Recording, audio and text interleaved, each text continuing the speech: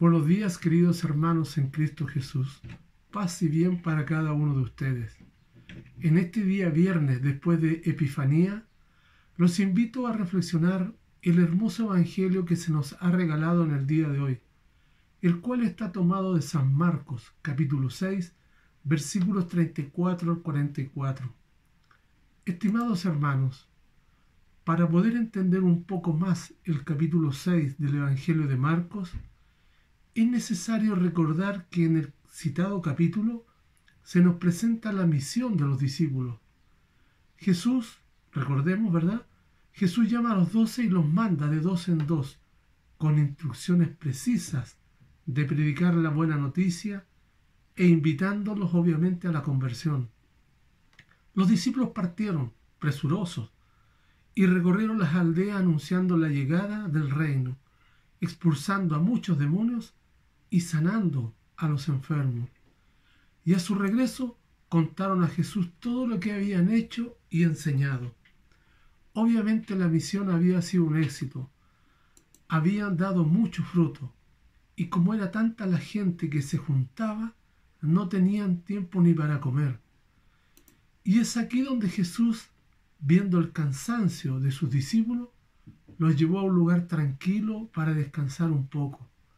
El desgaste propio de la misión a causa de la entrega personal de cada discípulo al servicio del reino, indudablemente requería reencontrarse como comunidad convocada por Jesús para compartir lo vivido y recuperar fuerzas para seguir adelante con la misión. El lugar elegido fue una barcaza, en el cual atravesaron el lago de Galilea, un lugar perfecto para estar solos, conversar al amparo de la calma de las aguas, de la brisa del viento y el silencio del ambiente. Sin embargo, mientras navegaban en la barcaza, la gente los seguía por tierra, caminando alrededor del lago. Algo había en Jesús, obviamente, y en sus discípulos, que les daba una luz de esperanza para sus vidas. Al desembarcar, Jesús vio a esta gran multitud que seguramente se agolpaban para tratar de tocarlo. Pero Jesús se dio cuenta de su miseria humana y material y se compadeció de ellos porque estaban como ovejas sin pastor. La escena es muy paradójica.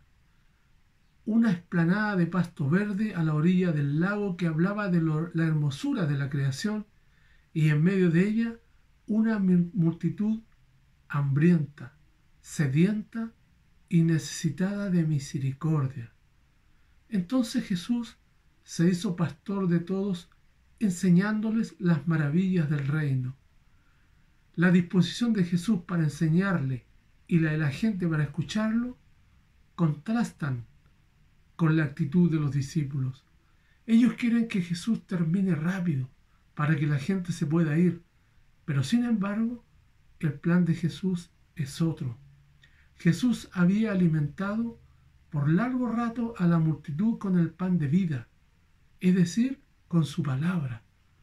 Ahora los discípulos, retomando la misión, tendrían que alimentarlos con el pan material, a fin de saciar su hambre.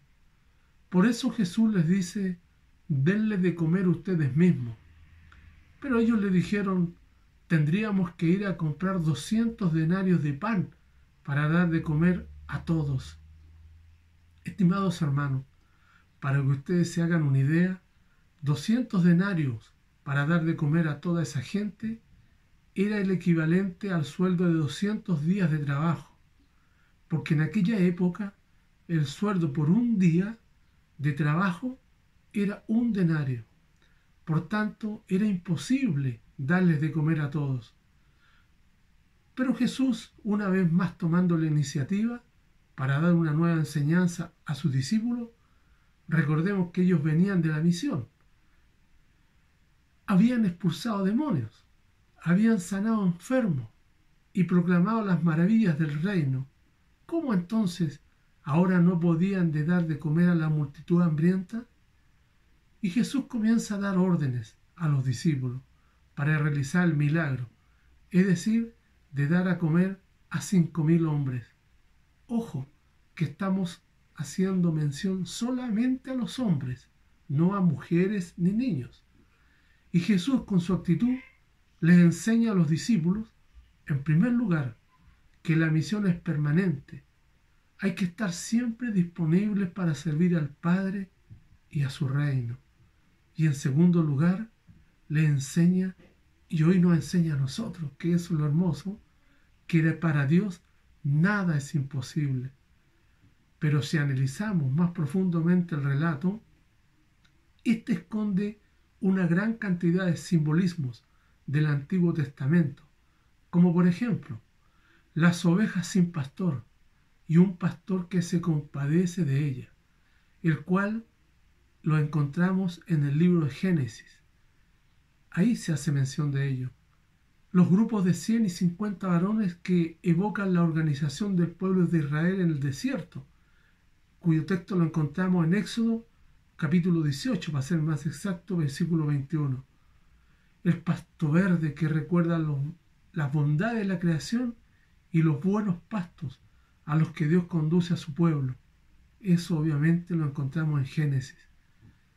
Los 5 panes y los 2 peces, fruto de la bondad de Dios y del trabajo de los hombres, lo encontramos en Génesis. Las 12 canastas, en donde se recoge el pan sobrante, que representan obviamente las 12 tribus de Israel.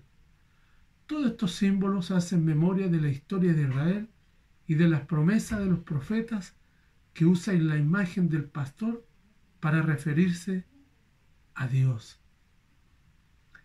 y las cuales se manifiestan plenamente en Jesús, el buen pastor que integra armónicamente al ser humano en la creación para darle vida en abundancia. Y el gesto de Jesús de levantar la vista al cielo, pronunciar la bendición, partir el pan y entregarlo a los discípulos para que se lo den a la gente, anticipa el gesto de su última cena con los discípulos y anuncia la entrega de su vida en la cruz para la salvación de toda la humanidad. El detalle de entregar el pan a los discípulos no es menor. Anticipa el envío de la misión permanente. Vayan por todo el mundo y proclamen la buena noticia a toda criatura, dice la Escritura. En definitiva, queridos hermanos, con la multiplicación de los panes, Jesús anticipa el escenario del banquete del reino, en el cual todos son saciados con el pan de vida, recuperando su dignidad y la comunión con Dios, consigo mismo, con los demás y con la creación. Queridos hermanos, el que sigue ciegamente a Jesús encuentra todo lo que necesita para sí, en esta vida terrenal y luego en la vida eterna. Nuestro amado Padre ya nos ha regalado su amor. En Cristo nos ha dado todo. Se ha dado por sí mismo. Se ha dado completo. ¿Qué otro poder será más fuerte que este amor generoso y apasionado que el Padre manifestó en Jesús? Este amor nos sostiene en medio de toda circunstancia adversa. Así lo comprendió también San Pablo, cuando sabiamente nos dice: ¿quién podrá separarnos del amor de Cristo? ¿Las tribulaciones? ¿Las angustias? ¿Las persecuciones? ¿El hambre? ¿La desnudez? ¿Los peligros? Nada nos puede separar de Dios. Pues bien, queridos hermanos, pidámosle a Dios en este día que, así como San Pablo, que convencido de que en el amor de Cristo se tiene la fortaleza para vencer cualquier dificultad, así también nosotros tengamos el mismo convencimiento. Así como la gente dejaron todo por seguir al Señor hasta el desierto y sin importarle el hambre no se apartaron de su lado, nosotros también no nos separemos de Él, y que ninguna adversidad nos contenga para seguirle.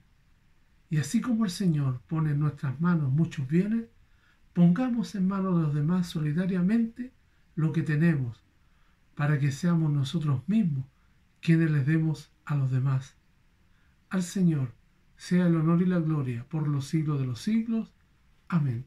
Que tengan un excelente fin de semana.